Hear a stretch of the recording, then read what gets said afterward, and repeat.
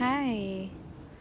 It's been a while since I've come onto the screen and shared myself, and I just am feeling the immensity of the times and called to share some of the archetypal pinpoints and activations that I'm tracking. We just had a new moon on April 15th, as you probably are already aware of, in the final degrees of the 42nd gene key, the same day that Mercury went direct. So, conjunct Uranus, this new moon, is really setting the seeds for the next cycle of revolution. So it's not time to cling to what we've known. And that's the third gene key where Uranus is transiting right now. We got to let go of our anchors. Pluto is in the 61st gene key now. And I've been experiencing and witnessing an incredible dismantling of our mental frameworks, which is a part of this. We can't cling to what we've known anymore. And I don't know if you're experiencing that, but really reality is slipping and I would even call it spiritual delusion, starting to have contact with where our beliefs, thoughts, and mental constructs are falling away and revealing a fragmented reality. So not holding on to too much right now. There's a lot slipping away. And here's my magical potion is paradox. Right now there are very real disparate truths that seem to counteract each other, seem to negate the other's value or inherent truth. So much of the spiritual world and my spiritual principles and beliefs are being revealed to be bypass to what's real, to the suffering and oppression on the ground that I have been unwilling to see because I've been choosing to create a new world based on ideals that are yet to actually be in the collective. And so I just want to say that everything right now is asking me to hold the paradox of kind of not being able to reconcile. Reconcile is another one of these keywords. I want to reconcile. It takes time to reconcile disparate parts that seem to be pulling us in different directions. And I think it's the way we engage paradox, allowing the complete breakdown of my spiritual delusion, seeing how much I have been bypassing through oneness and love and light. I like the term light washing. Even when I thought I wasn't doing that because I was doing my shadow work, I wasn't actually looking at the real life situation on the ground, in the country, in my community. And life circumstances has made it so that I can't not see certain things. So I'm just going to name that I'm on my own educational journey of anti-racism and anti-oppression and dismantling my inner white supremacy. And I am not going to share much more on that subject, but just to give you a tone of the nature of the work that I'm being faced with. And it's the most intense and necessary work that I've ever been drawn to. I feel the most sense of purpose and service because people are suffering, and by my ignorance and my denial to be able to see such a systemic issue in our communities and culture. But that's just an example of this spiritual delusion. I could attribute that to Pluto in 61. The 61 at the shadow is psychosis. And it's that pressure inside the mind that creates this need to have spiritual answers, or scientific proof, or we create mental frameworks that then we live inside a world where we think that that's reality. So when I'm talking about dismantling mental frameworks, it's not just like, oh, my mind is changing. It's like, no, reality is slipping away. Things are falling away or falling apart, and we're faced with these decisions. I'm faced with these decisions that make me see that I've been living inside of a construct. So that's challenging. And it's all simultaneously wired into what I'm feeling this time of karmic retribution. So with Pluto being back in Capricorn, where it was when the Constitution of the United States was written and where the American Revolution occurred, Pluto's going to have its Pluto return for the United States in the coming years. But it's back in that place. So part of this is revolution. Part of this is also misuse of power, where the power has been, as we know, funneled into the establishment and the status quo, the white patriarchy holding down the way that things work. And for there to be a shift in power, there's a fight. There's so many forms of revolt and revolution. And so this is just bringing about the karmic reckoning. And I just want to draw our attention to Aries because Chiron yesterday made its first step into Aries for the first time since April 1st, 1968. April 1st, 1968 was 3 days before Martin Luther King was assassinated, was right after the Summer of Love, right as the Black Panthers and Black Power movement started to blow up in the United States.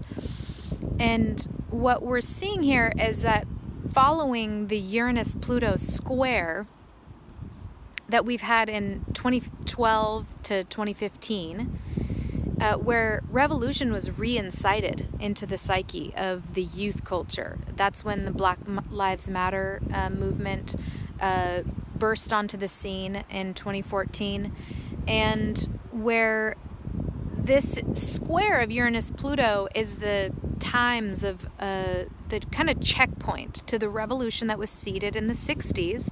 From 64 to 66, Uranus and Pluto were conjunct in Virgo. Many of you know about this time period. Now we had that square, and Chiron is making its similar passage to the same place in the sky where it was during that period of time as well. So I'm calling it a resurrection of the revolution, or resurrection of a movement. And I feel, as a client of mine earlier, she referred to it as unfinished business. Like the seeds of a revolution were planted. There was a lot that happened. There was a revolution. There were changes that were made, but then it kind of went dormant. The establishment put its hand down. It sort of went dormant. There was obviously lots of things that have happened in the decades since then, but this is where the cardinal signs, Aries, Capricorn, Cancer, and Libra, when we see planets coming in and ingressing into these signs as Saturn moved into Capricorn late 2017 and is now in its karmic retribution cycle, we see things that were dormant starting to pop out into the collective surface of society, and they become collective issues. They become things happening, right? So change happening. And Aries, I want to speak to this. So Chiron coming into Aries is following the footsteps of Uranus in its 7-year passage through Aries that we've seen over the last 7 years. Uranus is about to enter Taurus. So we'll talk about that, revolutionizing our values, changing our values in order to support a karmic retribution, being willing to change our stability and values in order to support that work and transformation. But Aries is this very personal, individuated, what's the fight worth fighting for? This is activism. This is also identity, and we see identity politics over the last 7 years really come online. You see many more choices when it comes to filling out like your demographic information. Like if for gender, it's no longer male and female. It's like cis male, cis female, trans female, trans bi. The LGBTQ has been a huge part of that movement. And what we're seeing is this revolution where those marginalized inside of society are like, equal rights. Like, yeah, it's time for that to come back again, because that hasn't actually been honored. And there's so much corruption and so much BS that, of course, the Trump presidency has amplified in the collective, that it's out on the surface. So Chiron coming into Aries to me is a signal for this change. And I'm going to leave it on personal accountability. So that's another key word for me, personal accountability. I identify as counterculture. I want to acknowledge that I have the choice to reject the mainstream culture. Marginalized people and people of color do not have a choice, but they are also rejected from mainstream culture at a systematic, institutional, and structural level. People may disagree with me there, but I'm not going to get into that. What I'm saying is that as a counterculture person, I have tended to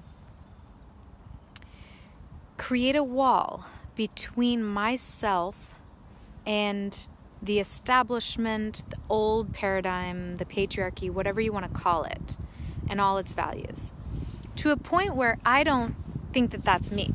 I'm counterculture. I'm evolved, right?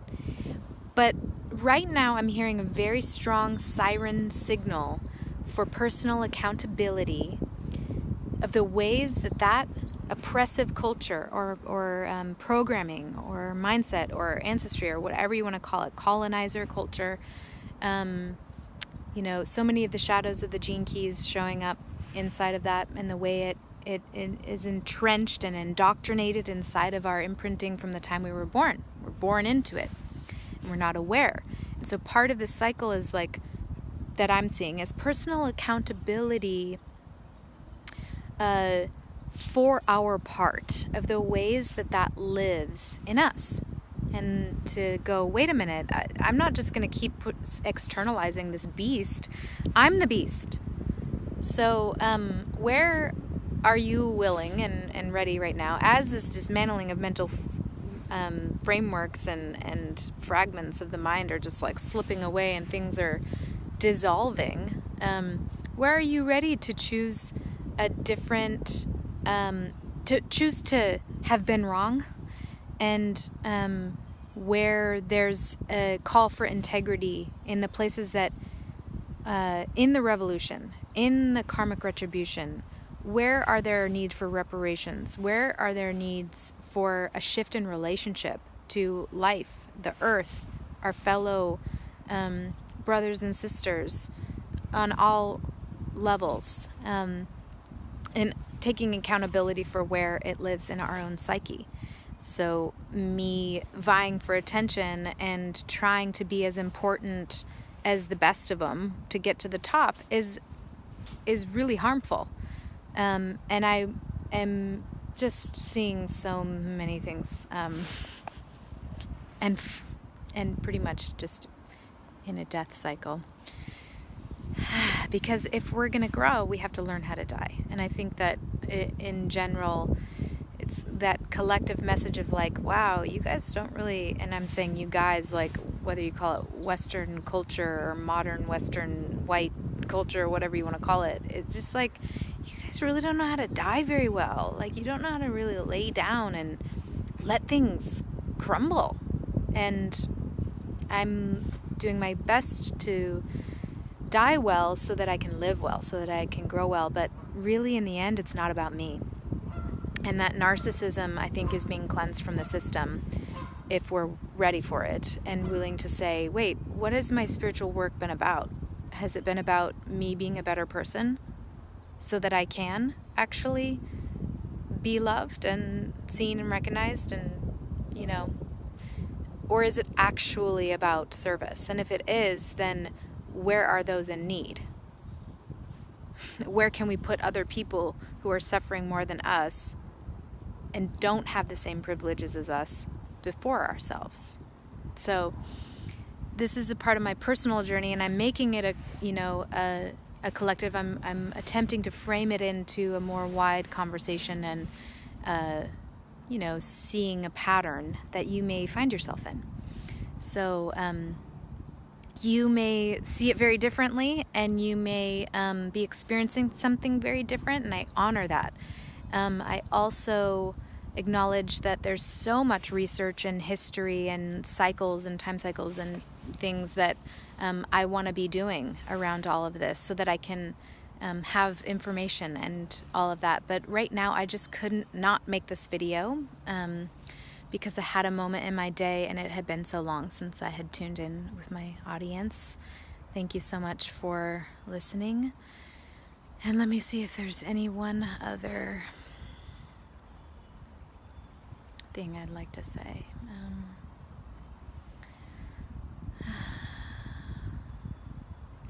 Yeah, I think that's complete. Many blessings. Thanks.